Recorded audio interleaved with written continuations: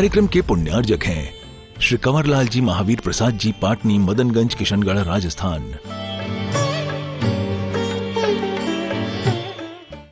तिष्ठ तिष्ठ, बोली आदिनाथ भगवान की जय। तीर्थ कृष्ण पनवर्य विधौ सुरेंद्र क्षीराब्दिवाराधिर परया दुग्धकुम्भान् तस्तां दिशानिव विभाव्य यथा हणीयान् संस्थापये कुसुमचन्दनभूषिताग्रान् शातकुम्भैकुम्भौधान् क्षीराब्देस्तोय पूर्तान् स्थापयामि स्नाय चंदनादिषु चर्चितान्। ओम ह्रीं स्वस्ति चतुर्कोणस्य चतुर्कलस्य स्थापनं करोमि। आनन्दानिरभरशूर प्रमदादिगानैर्वादितपूरजय शब्दकलप प्रशस्ते उद्गीयमान जगतीपति कीर्तिमेनां पीठस्थलिं वसुविधार्चनयोल्लसामि। ओम ह्रीं स्मृतिस्ताजनाय अर्घ्यं निर्वपामीति स्वाहा। कर्म प्रबन्ध निगडैरपि हीनताप्तं यथा विभक्तिवशतः परमादिदेवं तं स्वीयकल्मषगणोन्मथनाय देव शुद्धोदकैरविनयामि महाभिषेकम्।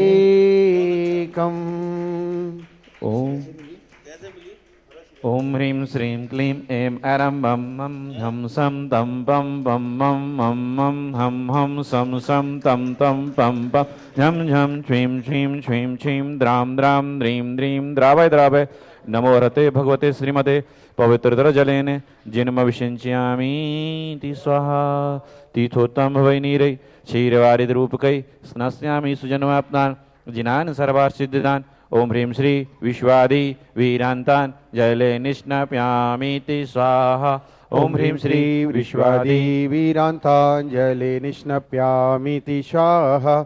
ओम ह्रीं श्री विश्वादि वीरांतान् जले निष्णाप्यामीति स्वाहा।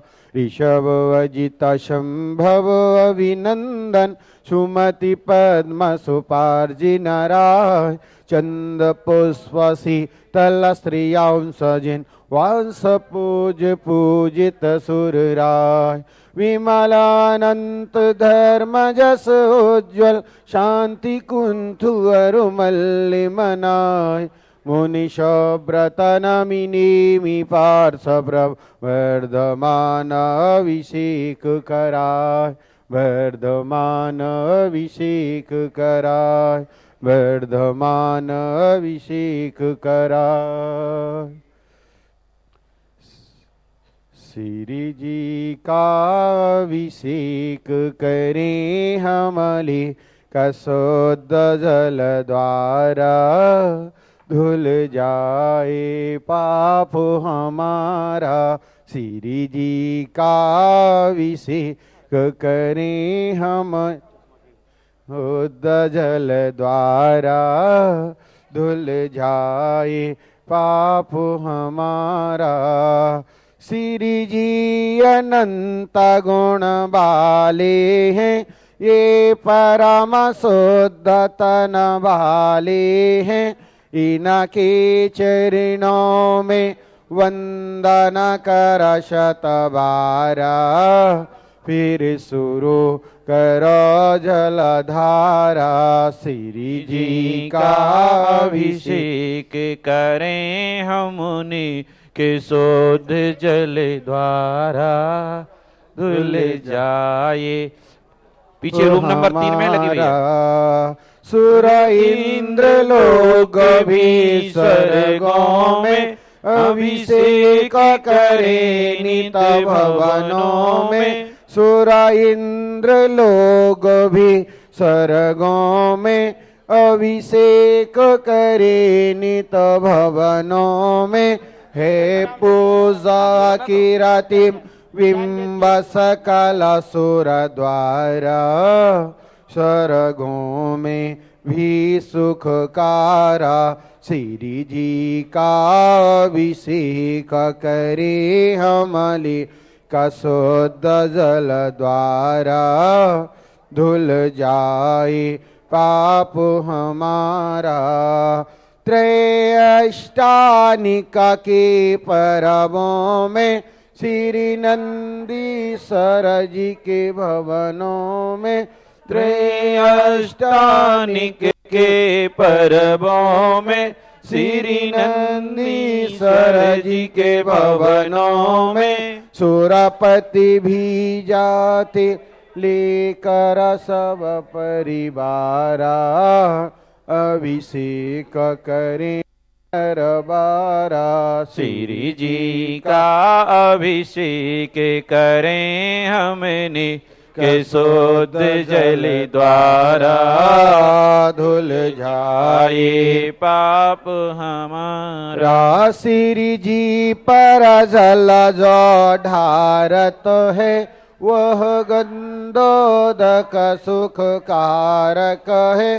श्री जी पर जल जो ढारत है, वह गंधोदक सुख कारक है। मैना सुंदरी ने गंधोदक के द्वारा, किया क्षण में कोड़ निवारा। श्री जी का अभिषेक करे हमले का शुद्ध जल द्वारा, धुल जाए पाप हमारा। गंगा की धारा पर्वत से गिरती है श्री जी के सिर पे, इसीलिए तो जग में जन जन द्वारा पूजित है गंगा धारा। श्री जी का अभिषेक करें हमले के शुद्ध जल द्वारा, धुल जाए पाप हमारा। सुरगण धरा जिन्हें न छू पाए, हम आज उन्हें छू पाते। सुरगण धरा जिन्हें न छू पाए, हम आज उन्हें छू पाते। यह धन्य घड़ी, यह धन्य घड़ी, यह धन्य घड़ी मिल जाए बारंबार। कर भाव भक्ति कर धारा, श्री जी का अभिषेक करे हमने का शुद्ध जल द्वारा, धुल जाए पाप हमारा। सुख शांति अगर तुम चाहो तो झटा धोती पहिन कर आओ तो। सुख शांति अगर तुम चाहो तो झट धोती पहन कर आओ तो। कर एक बार तो प्रभु जी की शांति धारा, बनि जीवन उत्तम सारा। श्री जी का अभिषेक करें हम निक शुद्ध जल द्वारा, धुल जाए पा। आज के हमारे शांति धारा कर्ता परिवार लकी बुक डिगबो परिवार ललितपुर ने सौभाग्य प्राप्त किया। जोरदार कलता ध्वनि से इनके मंगल भावों की अनुमोदना करते हैं। श्रीमान राजीव भैया जी चलिए पहुंचे, हाथों में कलश को लें। द्वितीय ओर से यदि कोई शानधारा करने का सौभाग्य प्राप्त करना चाहता है, नाम दे दो आप लिख दो राजीव भैया। जब तक वो नाम लिख रहे हैं, यदि और किसी के भाव बन रहे हो दूसरी ओर से शानदार अभिषेक इत्यादि कार्य करने के, क्योंकि देखो समय गतिवान है, अभी मौका है, फिर कब मौका मिलेगा। जगत पूज्य के मुखार बिंद से बीचाक्षर मंत्रों के द्वारा शानदार अभिषेक करने का यदि किसी महान भाव के माताओं बहनों के भाव बन रहे हो तो एक कलश 11 श्रीफल की राशि निर्धारित की गई है समिति की ओर से। आप शीघ्रता से भाव बनाएं और द्वितीय ओर से श्रावक श्रेष्ठी बनकर के इस सौभाग्य को प्राप्त कर सकते हैं। प्रथम ओर से श्रावक श्रेष्ठी बनने का सौभाग्य हमारे lucky book depot Lalitpur Rajiv भैया जी के परिवार ने प्राप्त किया है। और जो भी अभिषेक के लिए रह गए हैं वो शीघ्रता से अभिषेक करके नीचे पहुंचते जाएं। शीघ्रता से।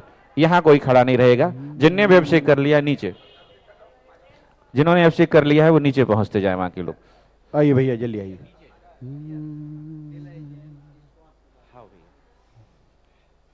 चलिए लकी भैया पहुंचे, राजीव भैया। हाँ, आ जाएंगे आ जाएंगे। हाँ उस साइड पहुंचे। हाँ हाँ ठीक है। पूज श्री के पावन श्री चरणों में सभी लोगों की ओर से हे भगवान नमोस्तु नमोस्तु नमोस्तु आपके मुखारविंद से उन बीजाक्षरों का उच्चारण हो। दूसरी ओर से हम सब सांधारा सुखी हमारे रहें। संगस्थ ब्रह्मचारी भैया जी करेंगे। दूसरी ओर से सांधारा जी आ जाइए भैया। सभी लोग साइड से नीचे हो जाओ। आसु भैया आ जाओ। हाँ वही तो संगस्थ हमने बोला ना। आसु भैया लो आदेश हो। ओम ह्रीं श्रीं क्लीं ऐं अरहं वं मं हम शं तं पं वं वं मं मं हम हम शं शं तं तं पं पं झं झं झीं झीं छीं छीं द्रां द्रां द्रीं द्रीं द्रावय द्रावय नमो रहते भगवते श्रीमते। ओम ह्रीं क्रों अभिषेक कारकशे पापम खंडय खंडय जय जय दय दय पच पच पाचे पाचे। ओम नमो हम झं झीं छीं हम सं जं बं रा या शाह छाम छीम छूम छेम छीम छौम छम छा छबीम राम ह्रीं ह्रूम ह्रैम ह्रैम ह्रौम रम रा द्राम द्रीम द्रावय द्रावय नमो रहते भगवते श्रीमती ठाठा। श्रेष्ठी श्री समस्त शांति धारा का त्रिणाम श्री सोमचंद जी, श्रीमती पुष्पाजन, विनीत, संगीता, सागर, संजीव, स्मिता, राखी राखी, ये पवित्र पुलक, खुशी, जय, मौली, भव्य, लकी बुक डिबो परिवार, ललितपुर सुभाष चंद्र साधना आरोग्यार्थम, नम्या जैन ज्ञान वृद्धि निमित्तार्थम, नवीन जैन पाटनी, संजीव नायक, आभा जैन, सुलेखा, नरेश जैन,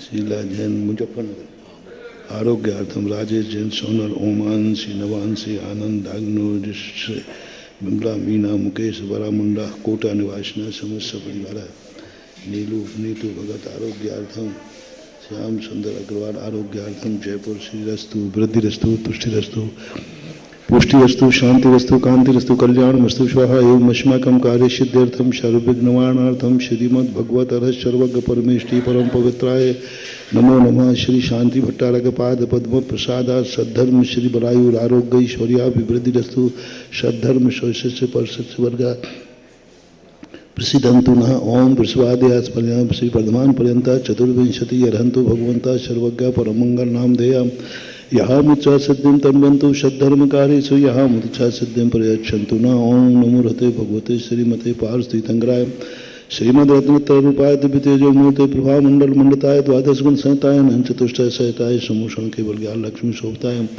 अष्टादश दोषताय षट्चत्वारिंशत् गुण संयुक्ताय परमेष्टि परम पवित्राय सम्यक ज्ञानाय स्वयं भवे सिद्धाय बुद्धाय परमात्मने परम सुखाय त्रिलोक महताय अनंत संसार चक्रमर्दनाय अनंत ज्ञान दर्शन वीर सुखास्पदाय त्रिलोक वसंकराय सद्ज्ञानाय सद्ब्रह्मणे वृहत्फणा मंडल मंडिताय ऋषि आरिका श्रावक श्राविका प्रमुख चतुर्संगोप सर्वनाशनाय घाटी कर्म चंकराज राय श्रेष्ठी श्री समस्त शांति धारा का त्रिनाम श्रीनाभिषेक पूजना प्रसादा सर्वसेविका नाम सर्वदोष रोग शोक भय पीड़ा विनाशनम भवतु। ओम नमो रहते भगवते प्रक्षिणाशे दोष कलमसाय दिव्य तेजो मूर्ते नमः। श्री शांतिनाथाय शांतिकराय सर्वविघ्न प्रणाशनाय सर्वरोगापमृत्यु विनाशनाय सर्वपर्क क्षुद्रपद्र विनाशनाय सर्वारस शांतिकराय ओम ह्रां ह्रीं ह्रूं ह्रौरा शिया उषा नमः। सर्वविघ्न शांतिम कुरु कुरु तुष्टिम पुष्टिम कुरु कुरु स्वाहा अभिषेक कारकस्य कामम संचिंदरति कामम वलि कामम क्रोधम पापम वैरम च अग्नि वायु भयम सर्व शत्रु विघ्नम सर्वविघ्नं सर्वराज्य भयम सर्वचौर दुष्ट भयम सर्व सर्प विषिक सिंहादि भयम सर्वग्रह भयम सर्वदोषम व्याधि डाम्रम च सर्वपरमंत्रम सर्वात्मघातम परघातम च सर्वशूलरोगम कुक्षिरोगम अक्षिरोगम शिरोरोगम ज्वररोगम च सर्वगदासुगोम ईशाज मारम सर्वश्धान वृक्षता गुणपत्र पुष्पल मारम सर्वराष्ट्र मारम सर्वकुल वेताल साग्नि डाग्नि सर्वभयानि सर्ववेदनीयं सर्वमोहनीयं सर्वापस्मारं अशोकरं जन दुःखानि दुष्टजन कृतान मंत्र तंत्र दुष्टि मुष्टि छल छद्र दोषान सर्वदोषदेव दानव वीर नरनाहर सिंह योगिनी कृदोषान सर्वाष्ट कुली नाग जंत विस्भयानि सर्व स्थावर जंगम वृश्चिक सर्पादि कृदोषान सर्व सिंहाष्टापदादि कृदोषान परशत्रु गतमानोच्चाटन विद्वेषण मोहन वशीकरणादि दोषान ओम ह्रीम अस्मभ्यम चक्र विक्रम शत्र तेजो बल शौर्य शांति पूरा पूरा जीवानंदनम जनानंदनम गोप्यानंदनम नंदनम सर्वराजानंदनम सर्वग्राम नगर खेट करवट मठम पत्तन दौड़मुख सम्मानंदनम सर्वानंदनम कुरु कुरु स्वाहा सुखम त्रिश्लोकेशु व्याधि विषण वर्जितम अभियम क्षेम आरोग्यम स्वस्तिरस्तु विधीयते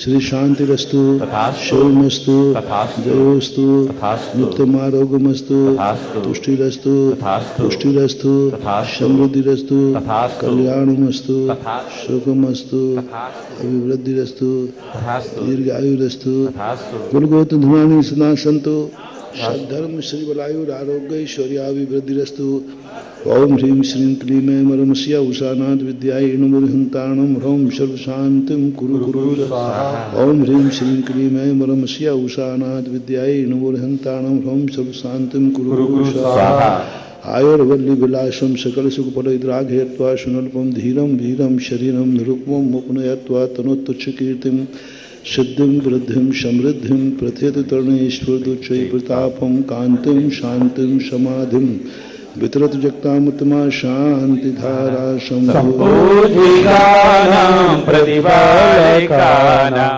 यतीन्द्रसामान्यतपोधनानां दिशस्य राष्ट्रकुरस्य राज्ञा करोतु शान्तिं भगवन् जिनेन्द्र करोतु शान्तिं भगवन् जिनेन्द्र करोतु शान्तिं भगवन् जिनेन्द्र।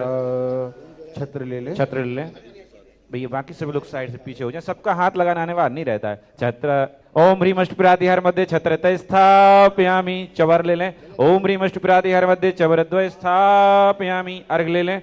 ओम ह्रीम शांतिधाराभिषेकान्ते विश्वादि विरांतेभ्यो अनर्घवद प्राप्ते अर्घ्यम निर्पामिति स्वाहा इत्याशीर्वादा परिपुष्पांजलिम क्षिपामः। चलिए आज की हमारे श्रावक सृष्टि हमारे आज के शानधारा करता परिवार श्रीमान राजीव भैया जी, लकी बुक डिपो ललितपुर और विनीत जी ताले वाले, दोनों परिवार आ जाए और गुरुवर से और हमारे भैया फोटो ही निकाल देना आप, और भैया जी सारे भैया जी लोग, बाकी कोई ना पहुंचे, हमारे जो संगस्त ब्रह्मचारी भैया जी लोग आ जाए। आज आपकी मैंने गुरु जी के चरण पखारे धन भाग हमारे, मैंने गुरु जी के चरण पखारे धन भाग हमारे, धन भाग हमारे, सौभाग्य हमारे, धन भाग हमारे, सौभाग्य हमारे। मैंने गुरु जी के पखारे धन भाग हमारे। भैया स्पर्श मत करो, चरणाम्बुज स्पर्श करत ही, चरणाम्बुज स्पर्श करत ही, छाए हर्ष अपारे। मैंने गुरु जी के चरण पखारे, मैंने गुरु जी के चरण पखारे। जगत पूज्य गुरुदेव के देखो, जगत पूज्य गुरुदेव के देखो, गूंजे जय जयकारे। मैंने पीछे से सब लोग गुरु जी के चरण पखारे, मैंने गुरु जी के चरण पखारे। पावन तन मन नयन भये सब, दूर भये अंधियारे। मैंने गुरु जी के चरण पखारे, गुरुवर मैंने गुरु जी के चरण पखारे। चरणाम्बुज इस स्पर्श करत ही छाए हर्ष अपारे। मैंने गुरु जी के चरण पखारे। चलिए सभी लोग अपने हाथों को जोड़ें और पूज्य श्री के पावन श्री चरणों में हे भगवान नमोस्तु, हे भगवान नमोस्तु, हे भगवान नमोस्तु। आपकी मंगलमयी दिव्य देशना हम सब जीवों का मोक्ष मार्ग प्रशस्त करे, ऐसी भावना के साथ पूज्य श्री के पावन श्री चरणों में नमोस्तु नमोस्तु नमोस्तु। जय श्री ओम नमः सिद्धेभ्यः। जय श्री ओम नमः सिद्धेभ्यः। जय श्री ओम नमः सिद्धेभ्यः। सर्वमंगल मांगल्यं सर्वकल्याणकारकं प्रधानं सर्वधर्माणां जैनं जयतु शासनं। जैनं जयतु शासनं। पंच परमेष्टि भगवान की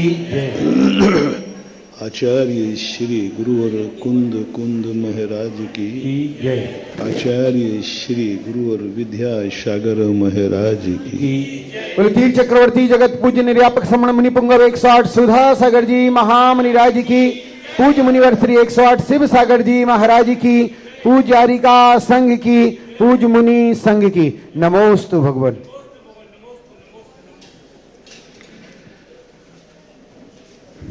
प्रसंग चल रहा है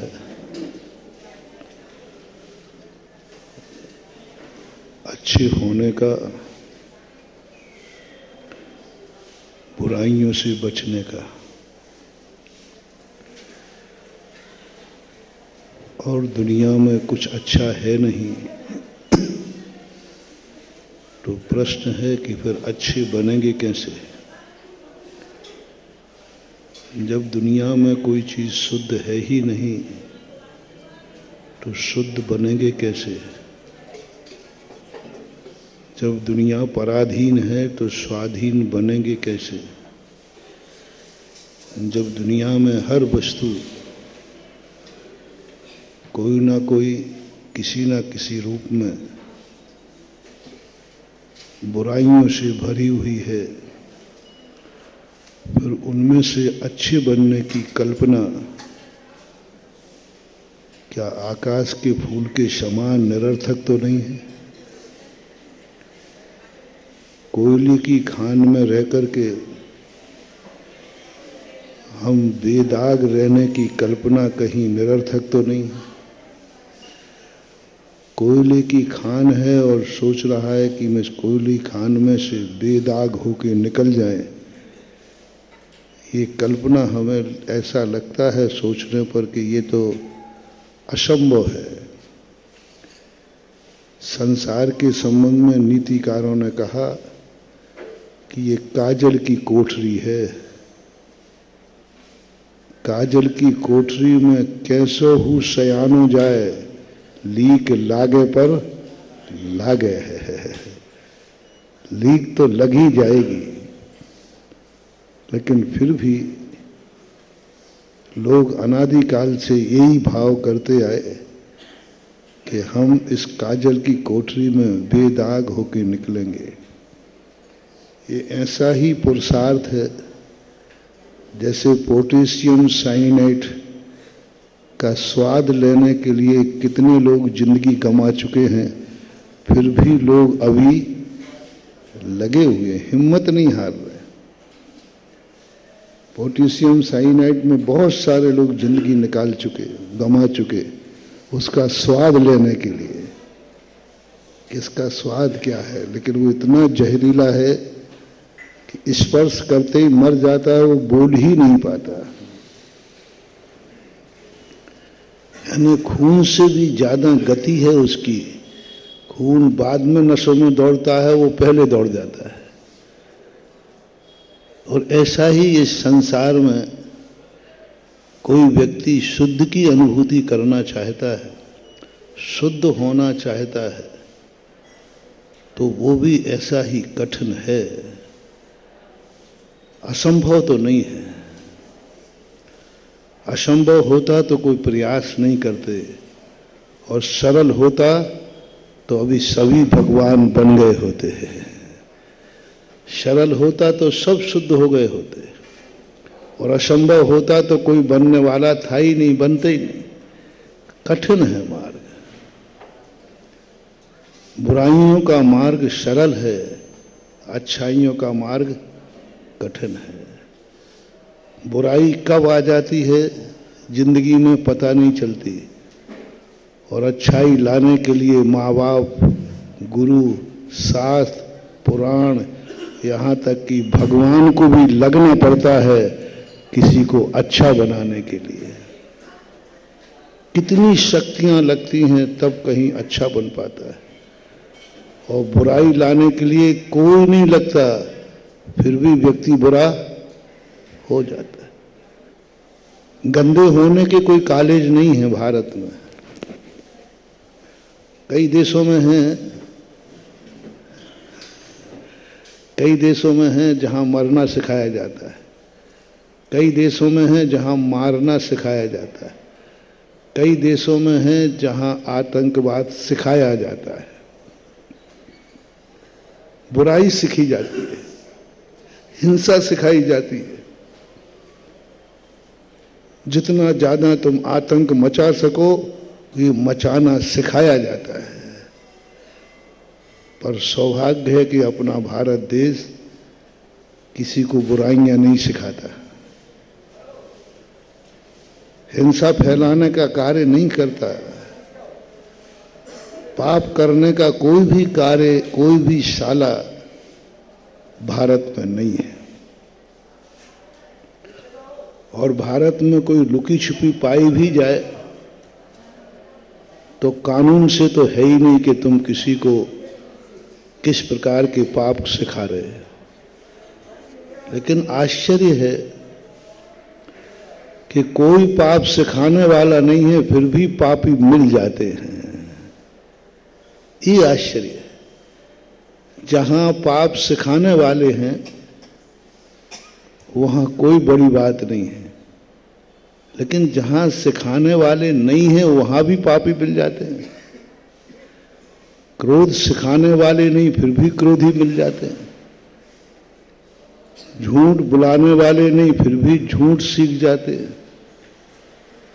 गालियां सिखाने वाला कोई नहीं है, फिर भी गालियां सीख जाते हैं। ये सबसे बड़े आश्चर्य की बात है। इसलिए कल से अपन चर्चा कर रहे हैं कि एक असंभव जैसा कठिन कार्य धर्म लेकर के बैठा है, और अपन धर्मात्मा हैं, धर्म गुरुओं को मानते हैं, भगवान को मानते हैं, और भगवान कह रहे हैं कि तू शुद्ध बन जा, मैं तुझे रास्ता बताता हूं। हाँ, वो रास्ता भी उसी काजल की कोठरी में से है, लेकिन यदि तू सावधान हो जा तो काजल की कोठरी में से भी बेदाग निकल सकता है। मैंने निकल के बता दिया, मैं खुद निकल के आया हूं। अपन से ज्यादा महावीर स्वामी कहते हैं, तू तो कितने काजल की कोठरी में है, मैं तो काजल ही स्वयं ही था। तू तो काजल की कोठरी में है, मैं तो स्वयं ही काजल था। तू तो पापियों के बीच में है, मैं तो स्वयं पापी था।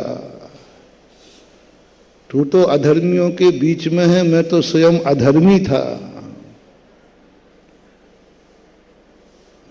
तुम तो दुर्गुणियों के बीच में है, मैं तो स्वयं दुर्गुणी था।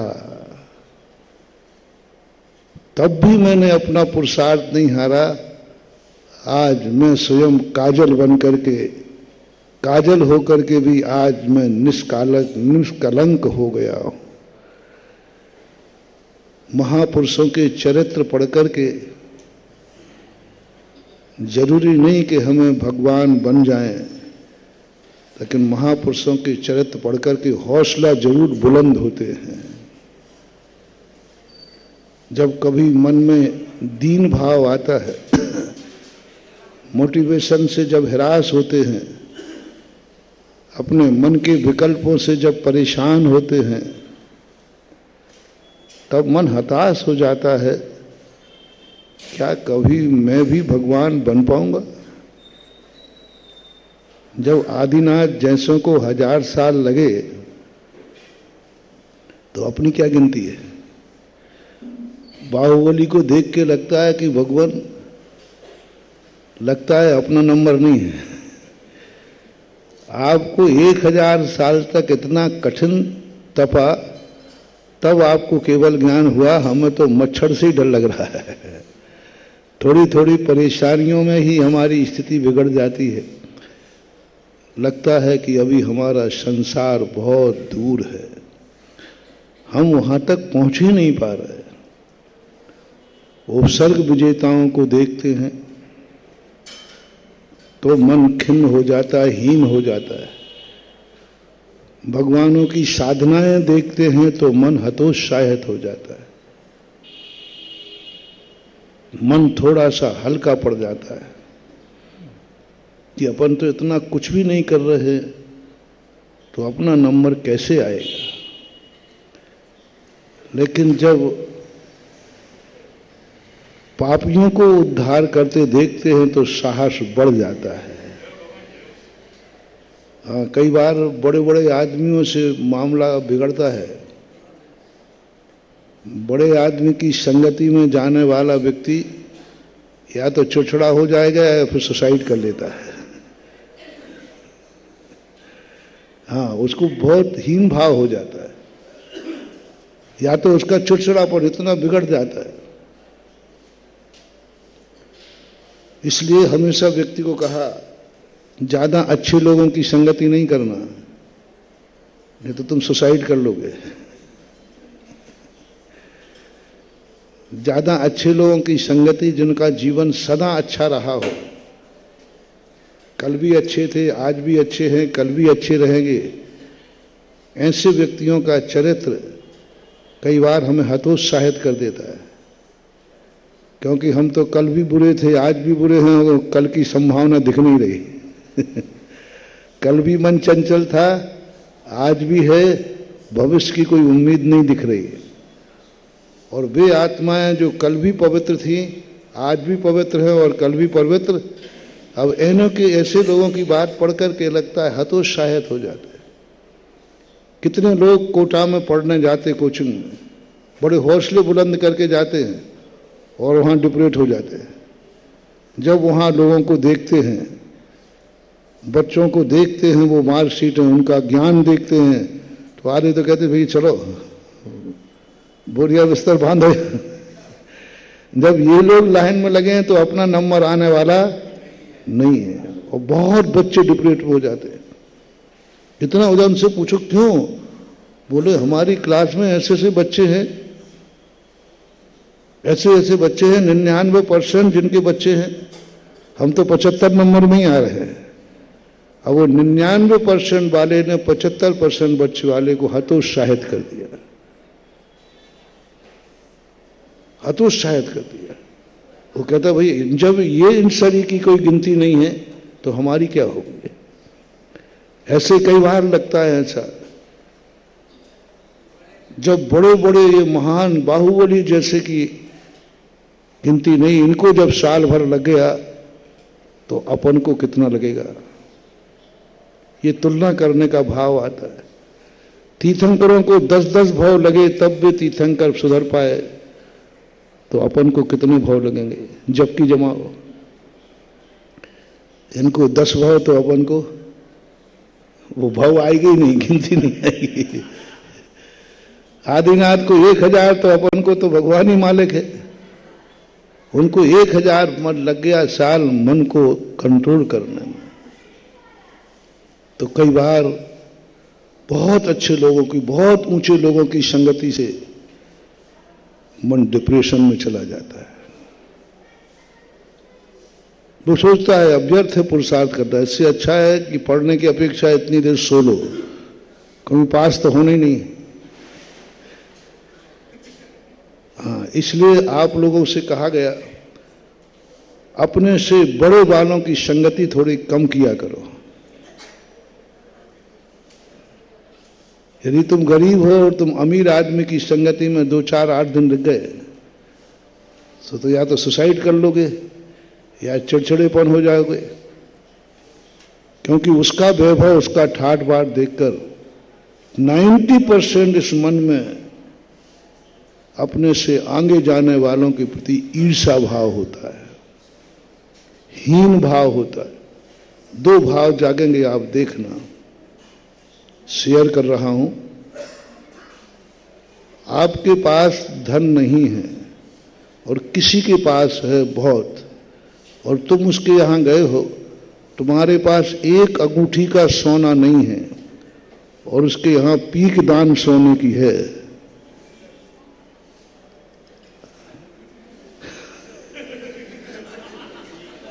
एक अंगूठी भी सोने की और उसके यहां, अब इसको देखकर आप झूठ मत बोलना, क्या भाव आएगा? ईर्षा भाव। ईर्षा भाव नहीं करोगे तो हीन भाव, दीन भाव। किस किस को कोसोगे ये और बता दो। हे भगवान, तेरे दरबार में इतना अन्याय है, कैसी है ये दुनिया, इतना अन्याय, कैसे ये कर्म, कैसी है किस्मत, पता नहीं किन किन को कोसोगे। जो जो तुम्हें मिला कि इसकी बदौलत है तो उसी को निपटा दोगे। जिस जिसने तुमसे कहा कि इसकी बदौलत इसके पास सोने के पीकदान है, तुम उसी को कोसोगे। ये भाव आएगा। 90% लोगों को ईर्षा भाव आएगा। कुछ 5-7% लोगों में ईर्षा भाव तो नहीं आएगा, लेकिन दीन भाव जरूर आएगा।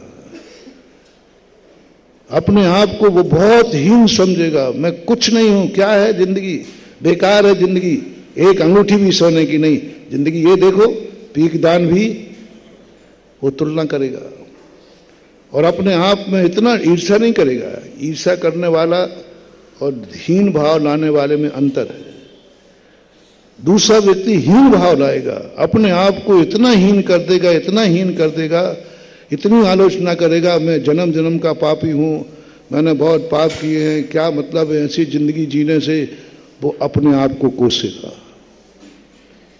ईर्षालु व्यक्ति जिसके पास है उसको बद्दुआ देगा, भगवान करे इसका सब नाश हो जाए, आग लग जाए, बर्बाद हो जाए, ये भाव आएगा। और जो उसके पक्ष में मिलता है भगवान, उनको भी निपटा देगा। तुम ही हो जो पक्षपात करते हो, तुम्हारे हाथ में ये दुनिया थी, तुम्ही ने बनाई ये दुनिया, देखो एक को क्या बना, एक को और बड़ा भगवान बना बैठा था, ये सब बातें कहोगे। लेकिन दूसरा व्यक्ति जो है वो अपने आप को कोसेगा। जितना कोसेगा अपने आप को कि अपनी बद्दुआ स्वयं को लग जाएगी और मिट जाएगा। मैं जन्म जन्म का पापी हूं, मैंने पाप किए, मैंने बुरे कर्म किए, मैंने लक्ष्मी का दुरुपयोग किया, ये कोई जिंदगी है किस्मत, इससे अच्छा तो मर जाना ठीक है। ये भाव आता है कि नहीं? आता है। अब इस भाव में उसका इतना दीन भाव हो गया कि सब कुछ खो बैठा। और मनोविज्ञान कहता है कि ये दोनों बातें खतरनाक हैं। फिर तुम्हारे लिए आदेश है कि तुम अपने से बड़े वाले को देखना नहीं, उसकी संगति में जाना नहीं, उससे दूर रहना। तुम्हारे लिए जाओ, तुमसे कोई छोटे वाले के पास भेजो। जब तुम्हें ईर्षा जागे, जब तुम्हारे लिए उल्हाना, बद्दुआ देने का भाव आए, तो थोड़ा सा अपने से गरीब के पास जाना, तुम्हारा प्रमोशन हो जाएगा। तुम जो रो रहे थे ना, तुम मरने को तैयार हो रहे थे ना, तुम तुरंत अरे अब नहीं मरूंगा, इससे तो मैं अच्छा हूं। किसने जिंदा रहने की तुम्हें इच्छा जगा दी? अपने से कमजोर में। अपने से ज्यादा दुखी देने से दुख की सहन करने की शक्ति आ जाती है। अपने से ज्यादा दुखी देख करके स्वयं दुख करने की क्षमता बढ़ जाती है। अरे इससे तो मैं अच्छा हूं। वो बात सुनाता हूं मैं। एक विद्यार्थी फेल हो रहा था, उसने सुसाइड करने का मन बना लिया, तो उसने समझा दोस्त को तो फोन करके देख लो, भाई कैसा रहा रिजल्ट? बोले यार फेल हो गया। तो क्या बात करा? बस मैंने तो मरने का विचार बना लिया। वो कहता मत मर, मैंने भी विचार बनाया, अब अपन दो हो गए, आ जाए, हाँ मिलता हूं 3 बत्ती पर।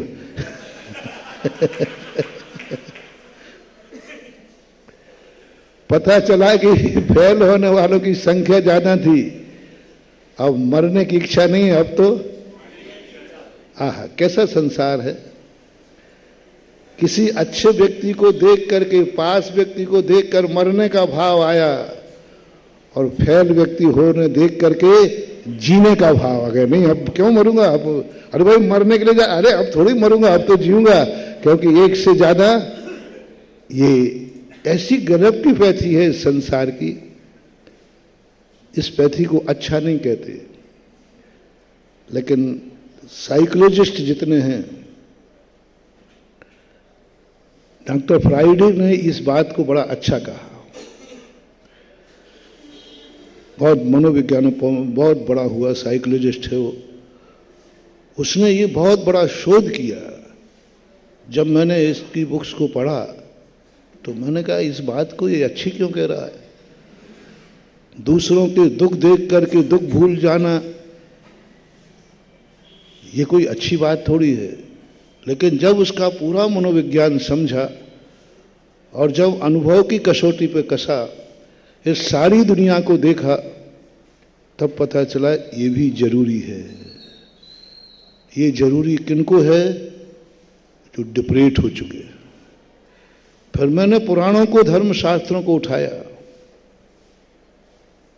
तब संशास्त्रों में देखा कि मोक्ष मार्ग में चलने में जो हतोत्साहित हो रहे, उनको नरकों का दर्शन कराया, उनको पापियों का दर्शन कराया, उनका व्यसनियों का दर्शन कराया, उनको महावीर स्वामी की दुर्दशा का दर्शन कराया। महान आत्माओं के अच्छे जीवन का चरित्र सुनाना ये तो समझ में आता था, लेकिन उनके जीवन में उन्होंने क्या क्या बुरे कर्म किए हैं ये बताना अच्छी बात नहीं है। अच्छे आदमियों की अच्छी बातें बताओ, इन्होंने अच्छा ये किया, अच्छा ये किया, महावीर स्वामी ने एक सब। लेकिन जब पुराण पढ़े तो उनकी सारी पोल पट्टी खोली दुनिया के सामने आचार्यों ने, भगवानों ने। तो मुझे पहले अच्छा नहीं लगता था कि अच्छे आदमियों की गंदी बातें क्यों बताई जा रही कि इन्होंने ये गंदा किया था, इन्होंने ये किया था, इन्होंने ये किया था, इन्होंने ये किया था। अरे भाई अब वो भगवान बन गए, अच्छी अच्छी बातें बताओ, उन्होंने अच्छा ये किया था, अच्छा ये किया था। लेकिन पुराणों में जब देखा तो हर महान आत्मा को पहले निकृष्ट दिखाया। हर जितनी महान आत्माओं को, उनको जितनी बुरी दुर्दशा में थे, जितने बुरे कर्म थे, सब करवाया। मैंने किए होंगे, लेकिन कम से कम बताओ तो मत। अब भगवान महावीर बन गए, अब उनके बता रहा कि 8 करोड़ बार गधा बने। अरे भाई अच्छे आदमियों की ये बुरी बातें नहीं करना। फिर तुम्हारी पिक्चरों पे गया तो तुमने जितने हीरो थे उनके पहले बुरी दशा दिखाई, उसको ऐसे गंदे स्थान पर जन्म दिला। तुम्हारा हीरो कहां जन्मता है? बहुत गंदे में, बहुत नाली का कीड़ा, ना बाप है, ना मां है, ना कुछ है ही नहीं उसका। मैंने कहा भाई हीरो है, खलनायक को दिखाओ तो बात समझ में आती है। और खलनायक को बड़े राजपाट, ठाट बाट से उनको पैदा किया, बहुत ठाट बाट से बड़े आदमी के यहां पैदा करते खलनायक को, और बहुत सुखी दिखाते उसको। उसका नाम है खलनायक। और हीरो को, ज्यादातर हीरो हीरोइन अनाथ होती है, न जिनके माँ है ना बाप है, कुछ नहीं है, नाली का कीड़ा कहते हैं उसको। कोई दूसरों के जूठन पे पलते हैं, दूसरा पालता है। मैंने कि हीरो की इस दशा में ले जाने का क्या कारण है पिक्चर का? पुराणों को देखा तो वही बुराइयां सब भरी पड़ी थी, पूर्व भाव ने उन्होंने ऐसे किया। अरे ऋषभ देव को हार नहीं मिला तो कुछ दूसरा बहाना नहीं, ये पहले कितने कसाई थे, इन्होंने बैल को भूखा मारा था। अरे भाई बड़े आदमियों की ये पोल पट्टी क्यों खोल रहे हो? अब तो भी भगवान बन गए, अंजन चोर अब भगवान बन गया, क्यों बता रहा कि ये चोर था, छुपाओ उसको। नहीं, बड़े आदमियों की बुराइयां कभी नहीं छुपाना। जो अच्छा बन गया हो फिर उसकी बुराइयां जरूर बताना। बहुत बड़ा मोटिवेशन दे रहा हूं। मानो जो बहुत अच्छे बन गए हों, उन्होंने कल कोई बुरा कार्य किया हो तो वो उजागर जरूर होना चाहिए, गंदे आदमी का नहीं। जो आज भी गंदा है, उसने कल कोई गंदा किया था तो ज्यादा बताने की जरूरत नहीं, छोड़ो। आज जो अच्छा बन गया कल गंदा था, वो बात उजागर होना चाहिए, क्योंकि आज वो महान बन गया। इसकी पूर्व दशा का पूरा किस दशा में था, इससे बहुत बड़ा लाभ होता है, हौसले बुलंद होते हैं। देखो ये कहां था और कहां पहुंच गया। इससे जो हतोत्साहित होते हैं उनका बल बढ़ता है कि अरे इससे तो हम अच्छे हैं, चलो हम भी चलते हैं। महावीर स्वामी का चरित्र सुनकर के, अंजन चोर का चरित्र सुनकर के डिप्रेशन वालों को भी जोश आता है, जब ये पापी तर सकता है।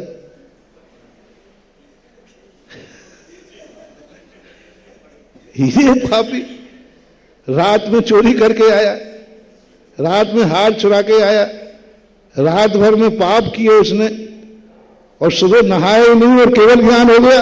जब ऐसे पाप नहीं करता तो अपन तो उनसे बहुत अच्छे हैं जी।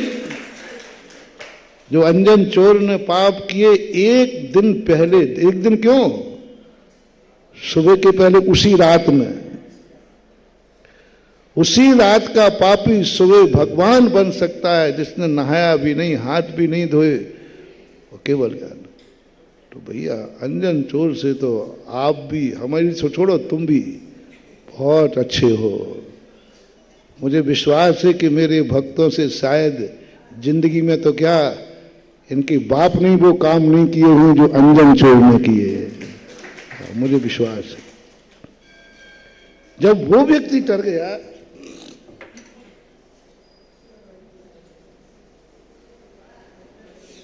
वो व्यक्ति निरंजन बन गया, तो जो अपन हतोत्साहित हो गए थे ना, अब जीने का रस आ गया, अब सामायिक करने का रस आ गया, अब पुरुषार्थ करने का रस आ गया। अब क्या नहीं, जब वो बन सकता है तो मैं तो उससे बहुत अच्छा हूं, मेरे संस्कार अच्छे हैं, मेरे आचरण अच्छे हैं, मेरे विचार अच्छे हैं। अब बोलो तुम्हारा हौसला किसके चरित्र ने बनाया? अंजन चोर के। लेकिन जब चोरी कर रहा है उस समय मत करना, जब वो अच्छा बन जाए तब हमारी बात समझना, नहीं तो मामला आज प्रवचन थोड़ा पेचीदा हो गया है। हमारे प्रवचन में सबसे बड़ी यही आफत है कि थोड़ा ही सा आधा सुना तो गया वो, और कोई अलग सुन लिया तो आज महाराज ने कहा अच्छे लोगों के चरित्र नहीं पढ़ना। नहीं, मेरी भाषा समझा करो।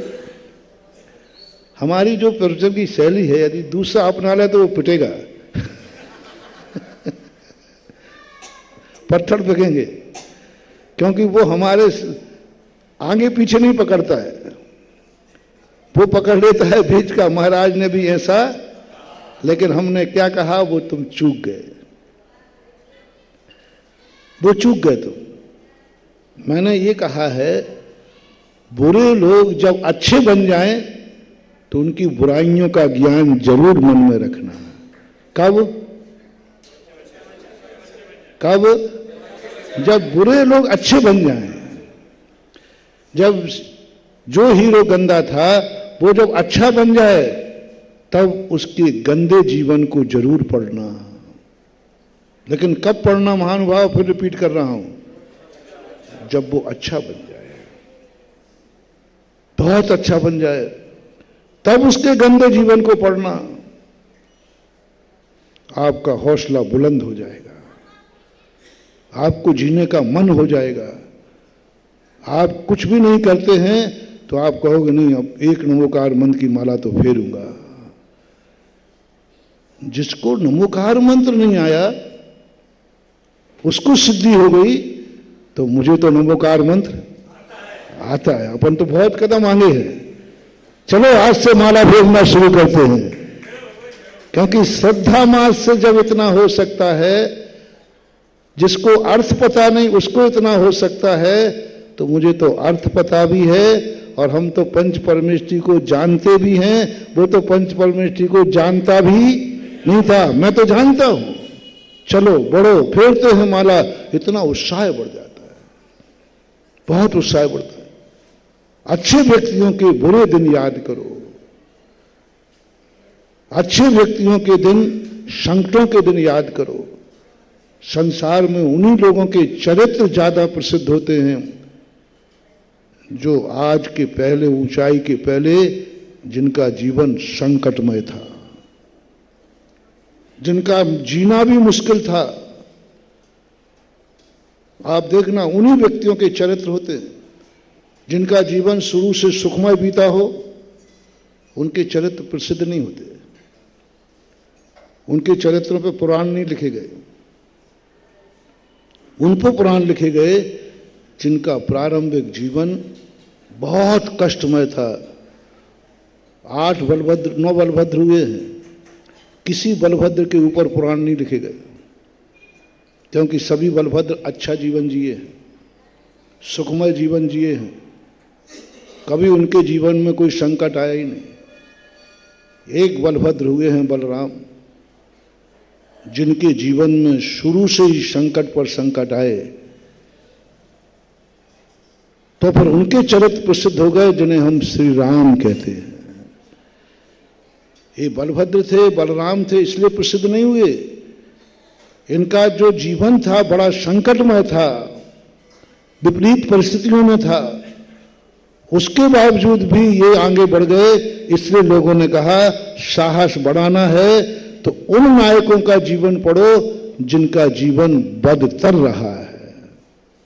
वो पिक्चर देखो जिनमें जीवन असहाय, अनाथ, असमर्थ होकर के भी आज वो पिक्चर का हीरो बन करके सिरों पर बैठ रहा है। इसलिए आचार्य महाराज ने, हमारे पूज्य गुरुदेव ने उपदेश देने का तरीका किसी फूल को नहीं चुना, किसी फूल को नहीं चुना कि ये फूल बहुत अच्छा होता है, फूल में ये होता है। नहीं, फूल को नहीं चुना। उन्होंने नहीं सुना कि फूल महान हो गया, वो तो फूल शुरू से महान है। किसी और सोने, चांदी, हीरा, मोती को नहीं चुना। किसको सुना? माटी को। दुनिया में सबसे निकृष्ट है पद दलित नाम है जिसका, माटी का नाम है पद दलित, जो पैरों से रौंधी जाती है, जिसका सदा पैरों में स्थान होता है, उसको बोलते हैं माटी। कहते ना उसकी कोई कीमत हो तो माटी मोल है। हर चीज की कीमत है, कोई नहीं बोलता तो कोई काम का नहीं, सोना चांदी है। सब क्या बोलते हैं? तो कहे तो कोई काम का नहीं, माटी है, माटी। माटी कहने का अर्थ क्या हो गया? कुछ भी नहीं। ओहो, क्या लॉजिक था, क्या दार्शनिकता थी आचार्य महाराज की। उन्होंने कहा बस जिसको दुनिया माटी कहती है, दुनिया निर्मूल कहती है, यदि वही माटी अच्छे हाथ में पड़ जाए तो मंगल कलश बन जाती है। पूरा पिक्चर का सिस्टम है। सबसे नीची वस्तु को उठाया और उठा करके मंगल कलश बना के कहा, जब पद दलित माटी मंगल कलश बन जाती है, रे मानव तू तो पद दलित नहीं है, तू मंगल क्यों नहीं बन सकता? उसको देख करके भाव जागता है, बुलंदी आती है। इसलिए सबसे बड़ा, यदि आपके जीवन में एनर्जी मिलती है, एक और चर्चा करते हुए चले आगे, हम दूसरे से एनर्जी लेना चाहते हैं। आप दुखी हैं, आप संकट में हैं, आप परेशान हैं, आप चाहते हैं कि मेरी संकट का निवारण हो,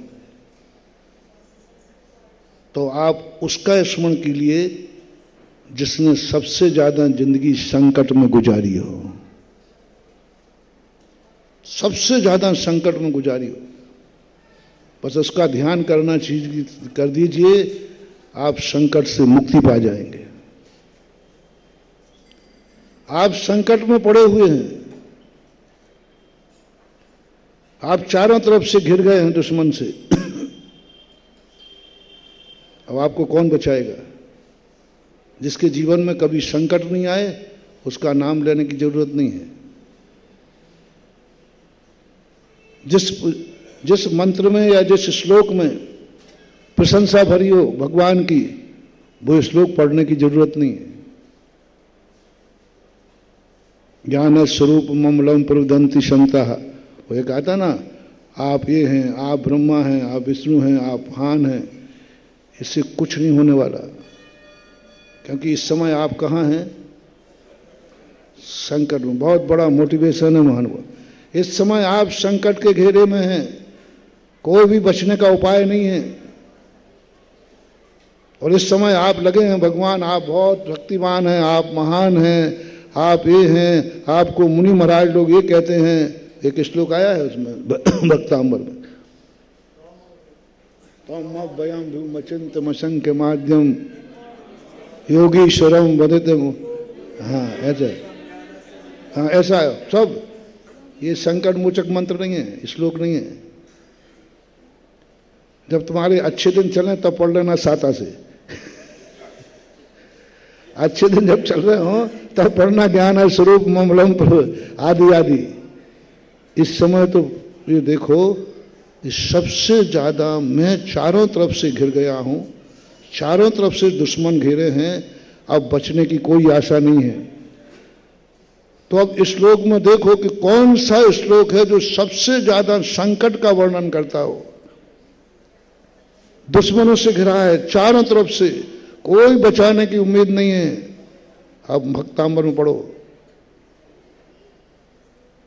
कुंताग्र भिन्न गज सोड़त वारी वाह, बेगावतार तरणातर योद्ध भीमे, योद्धे जयम विजित दुर्जय जेय पक्षा, तदपाद पंकज बना शृणयो लभंते। बस ये है तुम्हारी जिंदगी का सबसे बड़ा।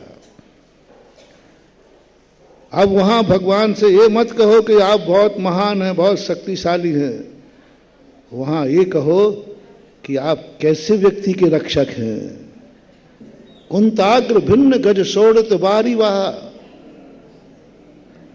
यानी जहां तक तलवे बरसात चल रहे हैं, खून की नदियां बह रही हैं और योद्धा उनको पार करने के लिए भी आतुर है। उस समय जिसने आपके चरणों का सहारा ले लिया, वो भी ऐसे दुर्जय दुश्मन को भी जीत लेता है। कल एक चर्चा चल रहे थे, बोले ऐसे समय पे ये, तो मुझे बता रहे थे, मुझे हंसी आ रही थी। क्योंकि भक्तांबर की एक एक कड़े को जितना मैंने जिया है, शायद कोई मानतुंग आचार्य महाराज ने जिया होगा। लेकिन मेरी थोड़ी आदत उल्टी है, मैं सब जानता हूं लेकिन मैं करता कुछ नहीं हूं। मैं ये श्रेय संकट जीतने का श्रेय मैं भगवान को नहीं देना चाहता। मेरी आदत है, कहीं भगवान ने कह दिया बेटा आखिर मेरा नाम लेना ही पड़ा, तो मेरा बिल्कुल नेचर उल्टा है। वो शायद कुंडली उल्टी हो तो मुझे पता नहीं है। मैं भगवान का नाम अच्छे दिनों में खूब जम के लेता हूं, अच्छे दिनों में भगवान को खूब याद करता हूं। और भगवान भी जानते हैं ये मेरे लिए याद कर रहा है, जाप दे रहा है अच्छी, इसका अर्थ है आज इसका अच्छा दिन है। और जिस दिन मेरा दिन गड़बड़ होता है उस दिन मैं भगवान को पूछता भी नहीं हूं कि भगवान आप हो कि नहीं। मैं नाम भी नहीं लूंगा, माला फेरता हूंगा तो माला भर रख दूंगा, भक्तांबर पढ़ता हूंगा तो उस दिन तो नहीं पढ़ूंगा जिस दिन संकटमय जीवन होगा। क्योंकि मैं नहीं चाहता हूं कि ये श्रेय भगवान को जाए, मैं चाहता हूं ये श्रेय भगवान के बताए हुए मार्ग पर चलने से आवे। मैंने एक बार कविता सुनाई थी ना, शायद सभी से, हे भगवान तुम मेरे रास्ते के कांटे दूर मत कर देना, अन्यथा मैं नाराज हो जाऊंगा। दादागिरी देखो, दुनिया तो भगवान की नाराजगी से डरता है और मैं भगवान से क्या कह रहा हूं, भगवान तुमने गड़बड़ किया तो मैं नाराज हो जाऊंगा। ये चलती है अपनी, ये टेलर है अपना अपना अपना अपना टेलर है। हे भगवान तुम मेरे रास्ते के कांटे दूर मत कर देना, अन्यथा मैं नाराज हो जाऊंगा। क्योंकि मैं तेरे रास्ते के कांटे दूर नहीं कर सकता। इतना उत्कृष्ट नहीं हूं लेकिन इतना निकृष्ट भी नहीं हूं कि मैं अपने रास्ते पर तुझसे झाड़ू लगवा लूं। मैं इतना उत्कृष्ट नहीं हूं कि तेरे रास्ते पर झाड़ू, लेकिन मैं इतना निकृष्ट भी नहीं हूं कि मैं अपने रास्ते पर तुझसे झाड़ू लगा लूं। तो भगवान कहते हैं कि फिर तू आता क्यों है मेरे लिए? सबसे ज्यादा तू भक्ति करे, सबसे ज्यादा तू मेरी प्रशंसा करे। मंदिर मंदिर में शांति धारा करवा डाली, मंदिर मंदिर में भक्तांबर पढ़वा डाला, तो फिर तू इतने नाटक करता क्यों है जब तुझे कोई मतलब ही नहीं है? बोले भगवान सुनो सुनो सुनो, सारी अकल आप में ही नहीं है। आपका सेला होने के नाते कुछ तो अकलापन में भी, तो फिर क्यों करता है इतनी भक्ति, क्यों भक्तों से करवाता है? हे प्रभु भक्त की भक्ति से प्रसन्न हो, और मैं भक्ति इसलिए कर रहा हूं कि आप मेरे कांटे रास्ते के दूर नहीं करना। मैं अपने रास्ते के कांटे दूर कराने के लिए तेरी भक्ति नहीं कर रहा हूं, तेरी भक्ति इसलिए कर रहा हूं कि हे भगवान मुझे ऐसा आशीर्वाद दे कि जब चलूं तो रास्ते में कांटे मिले और जब पैर रखूं तो वो फूल बन जाए।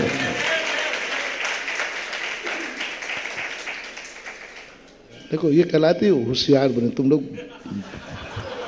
गड़बड़ करते। भगवान को हमने सिंहासन पर बैठा दिया कि नहीं, और कांटे को क्या बना दिया? इसका नाम है अतिशयकारी। ये अतिशय। अब भगवान ने आगे अपने कांटे दूर है, काय का अतिशय? काय का अतिशय बताओ, क्या चमत्कार है? भगवान के भक्त होने में क्या चमत्कार है? क्या चमत्कार है भगवान के भक्त होने में? शमंतभद्र महाराज ने गजब की बात की। उन्होंने कहा कि अपने संकट दूर करने के लिए भगवान को मत बुलाओ। दो व्यक्ति हैं, एक व्यक्ति पर संकट आया तो वो पहुंच गया किसी के भगवान के पास, बोले भगवान बहुत संकट है, बहुत परेशान। उन्होंने कहा ठीक है चलो मैं चलता हूं, तुम्हारा काम हो जाएगा। तो सरकारी ऑफिस में गया, काम हो गया। दूसरा व्यक्ति वो था, वो भी गया, साहब मैं बहुत परेशान हूं, मेरी फाइल। बोले जाओ मेरा नाम ले लेना, उसका काम हो गया। बताओ दोनों में प्रभाव किसका ज्यादा है? बस हमारे जिनेंद्र यही है। समंतभद्र कहते हैं दुनिया के भगवान तो भक्तों के संकट दूर करने आते हैं, बचाते हैं। कहते चल बेटा मैं तुम्हें वहां तक भेज देता हूं, रास्ते में संकट है ना, और जिनेन्द्र देव कहते हैं कि भक्त कहता है अद्याप यस्याजित शासनस्य शताम प्रणेतो प्रतिमंगलार्थम प्रगृह्यते नाम परम पवित्रम सुसिद्धि कामेन जनेन लोके। जिनेन्द्र भक्त कहता है भगवान मेरे भगवान को आने की जरूरत ही नहीं है, उनके नाम से ही काम हो जाता है। ये धारणा अपनी होना चाहिए। हम प्रभु को बुलाते हैं, अरे हमारे प्रभु वो हैं जिनको आने की जरूरत नहीं, उनके नाम से ही काम हो जाते हैं। इसलिए भगवान आप मेरे रास्ते के कांटे दूर नहीं करोगे, लेकिन मैं आऊंगा आपके पास ही। मात एक ही तमन्ना है कि आप ऐसी शक्ति दो, ऐसा आशीर्वाद दो, आप तो सिंहासन पर ही बैठे रहना, आप तो सिंहासन से नीचे मत उतरना, क्योंकि मैं अपने भगवान को कभी सिंहासन से नीचे नहीं देखना चाहता। मेरे जीवन के संकट के लिए प्रभु आपको नीचे उतरना पड़े, आपको सिंहासन से नीचे आना पड़े, आपको मेरे रास्तों के कांटे दूर करना पड़े, मेरे संकट दूर करना पड़ा, मेरा बॉडीगार्ड बनना पड़े, मुझे ये सहन नहीं होगा। इसलिए आप तो सिंहासन पर विराजिए, इसी में आपकी शोभा है। आशीर्वाद मुझे दीजिए और ऐसी साधना दीजिए कि जब भी कांटे पे पैर रखूं वो कांटा फूल बन जाए। बोलो भैया चमत्कार बताओ किसमें है? भगवान अपने संकट दूर करें ये चमत्कार है, या हमारे लिए कांटे पे पैर रखूं फूल बन जाए वो चमत्कार है? तो बस ऐसी भक्ति करो ना बेटा कि कांटा फूल बन जाए।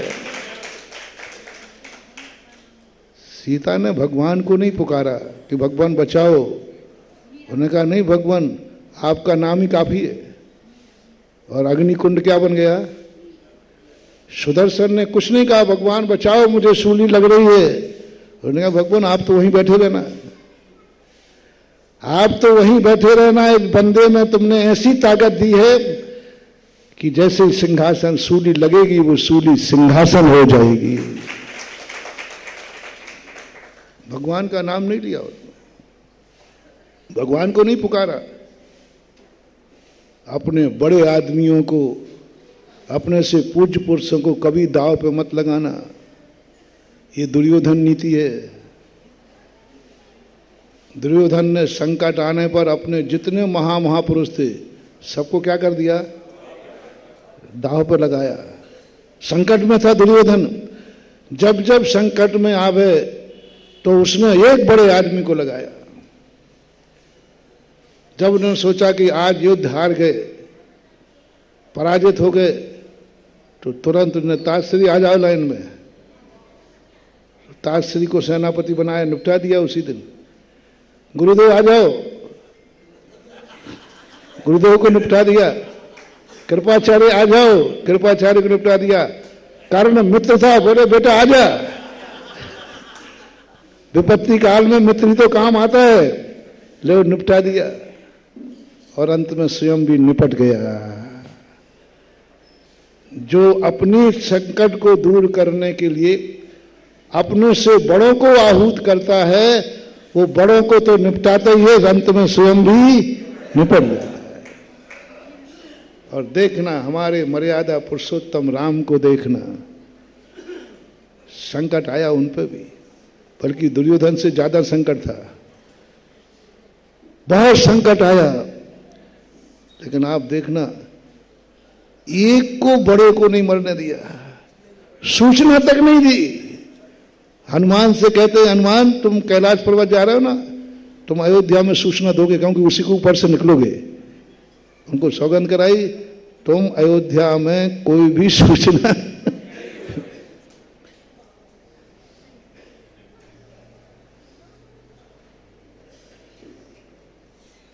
बताओ भैया कायदा से संकट के दिनों में अपने बड़ों को सूचना देना चाहिए कि नहीं? बताओ ना, सबकी बात। हाँ महाराज देना ही चाहिए, देना। तो बड़ों को सूचना नहीं देंगे तो किसको देंगे? अपनों को सूचना देना चाहिए। इतने संकट में थे, बल्कि ऐसे संकट में जब विदेही का अपहरण हुआ था तो श्री राम को कैसे न कैसे ही अयोध्या सूचना भेजना चाहिए थी। ससुर साहब को झूठना सूचना भेजना चाहिए थे, जनक जी को, गुरु जी को भी सूचना, सबको भेजना चाहिए कि आओ सब लोग आओ, अब संकट की घड़ी आ गई है। नहीं दी। जब मैंने ये चित्रण पढ़ा कि जब हम रामचंद्र जी हनुमान को सौगंध चढ़ाते हैं, पहले नियम कर कि अयोध्या में कोई सूचना, मैंने कहा ये क्या बात हो गई, इतनी संकट की घड़ी, ओहो गजब गजब, मौत सामने पड़ी है, लक्ष्मण भैया अचेत पड़ा है और स्वयं ने भी सुबह मरने की घोषणा। कितना बड़ा संकट होगा, इतना बड़ा संकट की कहा कि प्रातः काल यदि लक्ष्मण जीवित नहीं हुआ तो मैं भी प्राणों के त्याग की बात कब आती है। ऐसे संकट की घड़ी में कह रहे हैं कि सूचना मत देना। मुझे बात समझ में नहीं आई। ऐसे संकट की घड़ी में सूचना नहीं देना, गुरु के पास, जनक के पास, किसी के पास, निषेध और कर रहे हैं। हनुमान जी कहते कि प्रभु क्या बात है, बोले नहीं, मैं अपने से बड़ों को सुख नहीं दे सकता हूं तो मैं अपने दुख में उनको दुखी भी नहीं कर सकता हूं। हम उनके काम नहीं आ सकते हैं तो हम उनसे काम ले भी नहीं सकते। बहुत बड़ा सोच वहां, बहुत बड़ा मनोविज्ञान है महानुभाव। सामान्य लोगों को इस समझ में नहीं आएगा। सामान्य लोग तो दुर्योधन की नीति के हो जाते हैं कि थोड़ा संकट आए, ताश्री,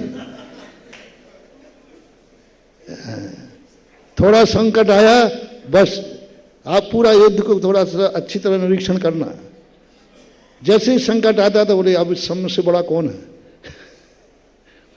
सबसे ज्यादा शक्तिशाली कौन है, सबसे ज्यादा शक्तिशाली प्रभावशाली कौन है, वो उसको पकड़ता था। और संसार के जितने शक्तिशाली थे सब किसने कब्जे में ले लिए थे?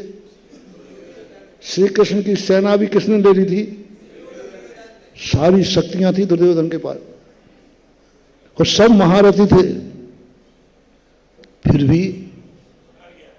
भी सुन रहे हो रे दुर्योधनो, अरे बाद में आप बोल करके सब कबाड़ा कर देते हो। कथा सुनाते सुनाते हमें जैसे तैसे दुर्योधन की कथा सुनने मजा आ रहा था, अब लो आपने हमें दुर्योधन बना दिया। दूसरे की कथा सुनने मजा आता है और जब पता चले कि ये कथा हमारी होता है। अपने मन को दुर्योधन, चलो तुम्हें बरी करता हूं, अपना मन को अपन दुर्योधन बनाते हैं। अपना मन दुर्योधन की नीति का है। जब भी कोई समर्थ शक्तिशाली व्यक्ति मिलता है तो हमें पूजने की अपेक्षा उसका उपभोग करने का भाव होता है। आप देखना, जब भी कोई वस्तु अच्छी मिलेगी तुम्हारे मन में तुरंत भाव आएगा ये वस्तु मेरे काम की है, इससे दोस्ती कर लो, ये व्यक्ति मेरे। रास्ते में कोई चीज पड़ी होगी तो कौन सी वस्तु उठाओगे? अरे ये वस्तु मेरे काम की। और कोई वस्तु काम की नहीं होगी तो ये नहीं उठाओगे, चलो रास्ते में पड़ी है तो साइड में रख दें। नहीं, काम की होगी तो उठाओगे और नहीं होगी तो कोई मतलब नहीं है। ये जो अपनी नीति है यही हमारे लिए पग पग पर हमारी शक्तियों को द्रोहित करती है। हमारी स्वयं की शक्तियां खत्म हो जाती हैं, हमारा चित्त चमत्कार खत्म हो जाता है, हमारी साधना का जो चमत्कार है वो खत्म हो जाता है और हम पराधीन हो जाते हैं। एक बार चातुर्मास में कहा था मैंने, 3 चीजों से हमेशा बचना। पहली चीज नियत से बचना। कोई काम करते समय जो होना है सो, ये बहुत बड़ा अभिशाप है जिंदगी में। कार्य प्रारंभ करते समय की बात खास तौर से। दूसरा, कभी किस्मत के भरोसे मत रहना, और तीसरा, कभी भगवान भरोसे मत रहना। ये तीनों शक्तियां हमारी सब कुछ साधना बिगाड़ देंगी, हमारी शक्ति बिगाड़ देंगी, चमत्कार बिगाड़ देंगे। तुम्हारे में वो ताकत है कि तुम सूल पर पैर रखोगे फूल बन जाएगा, लेकिन भगवान भरोसे है, भगवान सब कांटे दूर कर देगा। अब तुम्हारी शक्ति खत्म, क्योंकि तुम्हें विश्वास क्या है, मेरे रास्ते के कांटे तो। अब तुम साधना करोगे ही नहीं। जिस बेटे को पता चल जाए कि हमारे पापा ही को काफी जांचना है,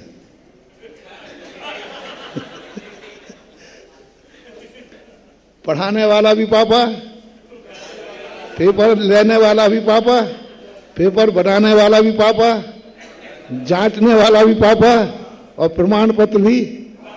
अब सैया हुए कोतवाल डरकाए का। एक तुम लोग मुहारा आता ना, सैया हुए कोतवाल डरकाए का। आप काय के लिए पढ़ रहा है? हमारे भगवान इतने ज्यादा शक्तिमान है कि वो हमें कांटा लगने नहीं देंगे। बहुत शक्तिशाली है, बहुत चाहते हैं हमें, वो मुझे कांटा लगने ही नहीं देंगे।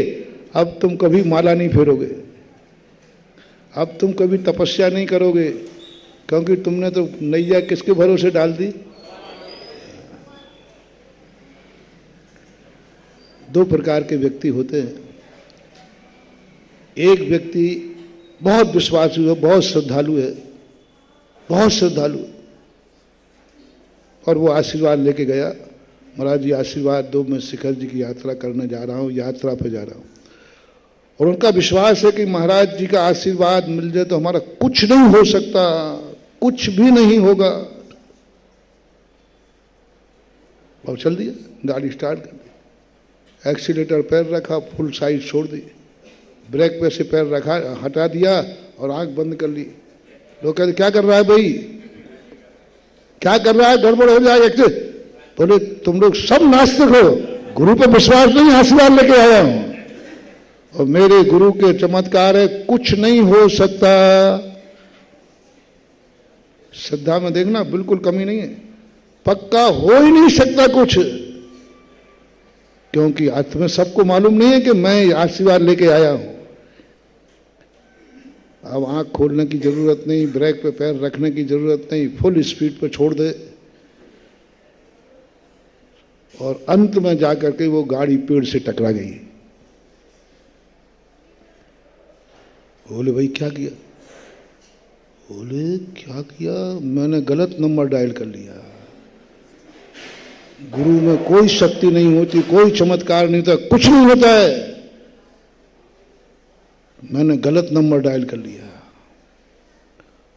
और तुरंत गुरु के पास आओगे, कुछ नहीं है महाराज तुम्हारे आशीर्वाद में। भाई क्या बात हो गई? अरे आपके भरोसे गाड़ी छोड़ दी, वो टकरा गई। मेरी जिंदगी में मैं बहुत, भगवान करे ऐसे भक्तों से बचाए। मुझे ऐसे भक्त नहीं चाहिए जो मेरे पर इतना विश्वास करें, इतना विश्वास करें कि आंख बंद करके गाड़ी मेरे भरोसे छोड़ दे। सुनो रे भक्तों, मेरे भरोसे तुमने गाड़ी छोड़ी तो फिर हमारा डायलॉग मालूम है, मेरे भरोसे यदि तुमने नैया नार समुद्र में डाल दी, मेरे भरोसे यदि तुमने गाड़ी की यात्रा शुरू कर दी, तो फिर मेरा वही डायलॉग है, मेरे भरोसा मत करना, मैं तुम्हारे बाप का नौकर नहीं हूं जो तुम्हारी गाड़ी चलाता फिरूं, मैं तुम्हारे रास्ते के कांटे साफ। और मैं इसलिए कह रहा हूं कि मैं भी उसी दादागिरी से जीता हूं। मैं अपनी गाड़ी कभी भगवान भरोसे नहीं छोड़ता, क्योंकि भगवान मेरी गाड़ी का ड्राइवर नहीं हो सकता, मैं भगवान की गाड़ी का ड्राइवर हूं। वो मेरा बॉडीगार्ड नहीं हो सकता, मैं उसका बॉडीगार्ड हूं। कितना अंतर समझ रहे ना? वो मेरा अंगरक्षक है कि मैं उसके अंगरक्षक हैं। मैं अंगरक्षक हूं भगवान आपका, आप मेरे बॉडीगार्ड नहीं है, आप मेरे रक्षपाल नहीं है, मैं आपकी रक्षा करूंगा, मैं आपके संकट दूर करूंगा, आप मेरे नहीं, आज मेरे नहीं। ये कला सीखना है तो हनुमान से सीखो। जिंदगी में कभी एक संकट भी अपना दूर कराया नहीं राम से, और सारी जिंदगी राम के संकट दूर कर दिए। हनुमान इसलिए संकट मोचक नहीं है कि वो जगत के संकट दूर करते हैं, वो संकट मोचक इसलिए हैं कि वो भगवान के संकट दूर करते हैं। तुम लोगों ने अपनी पार्टी में लगा हनुमान जी संकट दूर करते हैं, नहीं महानुभाव। महान संकट मोचक वह है जो भगवान के भी संकट दूर करता है, उसका नाम है संकट मोचक, उसका नाम संकट मोचक। भगवान तू मेरे लिए नहीं है, मैं तेरे लिए हूं। यही तो आज बहुत बड़ी नीति चल रही है। इसलिए बच्चे क्या बन रहे हैं, हे मम्मी पापा आप मेरे लिए हो, और मेरे नहीं तो फिर तुम किसी काम के नहीं। और बच्चे ये शुरू कर दें, मम्मी पापा मेरे लिए नहीं, मेरा जन्म मम्मी पापा के लिए हुआ है। आप एक दिन करके देखना, आप जो मैंने कल परसों कहा था ना कि तुम अपने माँ बाप के पैर छूकर मंदिर आया करो। जो माँ बाप की वंदना किए बिना, माँ बाप का आदर किए बिना मंदिर आते हैं, उनकी पूजा निष्फल होती है। एक उपकारी को ठुकरा करके दूसरे उपकारी के पास आ रहा है, तो ये उपकारी इतना बुद्धू नहीं है, वो कहता जब उसका नहीं हुआ तो मेरा क्या होगा। इसलिए पहले करके आओ। तो ये भाव कैसे जागे, एक मोटिवेशन ले लीजिए, बस इतना सा आज से शुरू कर दीजिए, माँ बाप मेरे लिए नहीं, मैं, बस इतना सा आप शुरू कर दीजिए। 24 घंटे के अंदर आप मंदिर को लेट हो जाएंगे, लेकिन माँ बाप की वंदना किए बिना आप नहीं रहेंगे, तड़प जाएंगे। आप तड़प जाएंगे, आप कहेंगे नहीं मैं माँ बाप के लिए हूं, माँ बाप मेरे लिए नहीं है, मैं उनके लिए पैदा हुआ हूं, मेरा जन्म उनके लिए हुआ है, मेरी कमाई उनके लिए है, मैं जीवित उनके लिए हूं। सब में लगा लेना, मैं खा उनके लिए रहा हूं, मैं जिंदा उनके लिए हूं, मैं कमा उनके लिए रहा हूं, मेरा सब कुछ उनके लिए है। आपके अंदर ऐसी भक्ति जागेगी, ऐसी भक्ति जागेगी कि तुम खुद सोच रहे होगे कि क्या हो गया। ऐसे ही तुम लोग, और तुम लोगों की क्या धारणा है, माँ बाप मेरे लिए है, उनका धन मेरे लिए, उनकी कमाई मेरे लिए, वो भी मेरे लिए, और थोड़ी सी कमी आती है तो तुम आंखें दिखाते हो दादागिरी। अरे पापा किसके लिए कमाया है? इसलिए मेरी थ्योरी है कि हर बाप बोलता है कि मैं बच्चों के लिए कमा रहा हूं, और ये बच्चा सुन लेता है तो बस अब तुम्हारी नाक में दम खत्म, अब तुम्हारा सब खत्म हो गया, तुम्हारा नाक में दम कर लेगा वो। पापा मैंने सुना है आप क्या बोल रहे थे दुकान पे बैठे, क्या कर रहे हो? आपके दोस्त ने या महाराज ने पूछा क्या कर रहे? अरे बाल बच्चे पाल रहा हूं। बच्चे ने सुन लिया ये सब मेरे लिए कमा रहे हैं, अब लाओ लाइए, क्योंकि आप किसके लिए कमा रहे हो? और उसने सुन लिया है कि पापा ने कहा है कि सब में बच्चों के लिए। अब वो उसकी धारणा बन रही, अरे पापा का तो जो कुछ है सब मेरे लिए है, और तुम कहते बेटा मेरा तो क्या है, अब सब कुछ तेरे लिए कर रहा हूं, हमारे लिए तो कुछ है नहीं, ये मकान भी तेरे लिए, जायदाद भी तेरे लिए, सब कुछ तेरे लिए। ये बोल करके तुम बहुत खतरा मोल ले रहे हो, बहुत खतरा मोल ले रहे हो। बच्चों के लिए तुमने ऐसा सोच लिया, तुम परेशानी में पड़ोगे। और बच्चा कहेगा कि जवान के पक्के हो तो सब लाओ यहां, क्योंकि तुमने कमाया किसके लिए? इसलिए बदल दो थोड़ा रूप, आज से बदल दो। बच्चों के लिए नहीं कमाओ, बेटा मैं अपने बाप के लिए कमा रहा हूं, तो बेटा भी कहेगा मेरे पापा ने जो कुछ भी कमाया अपने माँ बाप के लिए कमाया, तो वो बेटा भी तुम्हारा असली है कि नकली? तो फिर वो भी क्या कहेगा बाद में? वो भी क्या कहेगा? मैं सब कुछ, तुमने कहा मैं बाप के लिए जिंदा हूं, तो वो भी कहेगा मैं बाप के लिए जिंदा हूं, सब कुछ वो तुम्हें समर्पित कर देगा। उस घर में मंदिर आने की जरूरत नहीं पड़ेगी, उसका घर ही मंदिर बन जाएगा। जिस घर के लोग अपनी सारी जिंदगी बड़ों के लिए दे देते हैं, खाते बड़ों के लिए, जीते बड़ों के लिए, कमाते बड़ों के लिए हैं, उसी का घर तो पूज्य है। पूजा किसे बोलते हैं? कौन है घर में पूज्य? जब छोटे बड़ों के लिए सब कुछ करते हैं वो घर पूज्य बन जाता है, और जहां बड़े लोग छोटों के लिए सब कर देते हैं वो घर दास बन जाता है, नौकरों का घर है। सब बड़े लोग लगे हैं लाइन पे, बच्चों को कमाने के लिए लगे हैं लाइन पे। जैसे महाभारत में सब बड़े लोग लगे हैं दुर्योधन को जिताने में, दुर्योधन के लिए लगे हैं सब, आ जाओ लाइन, मर गए सब।